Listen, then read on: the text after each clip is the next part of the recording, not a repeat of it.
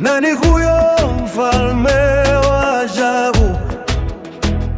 Ni Bwana mwenye nguvu, mshindi wa vita.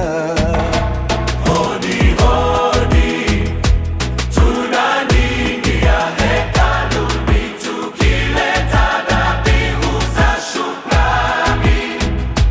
Takatifu, wewe ni Mungu mkuu, umeketi juu sana kwenye kiti cha enzi.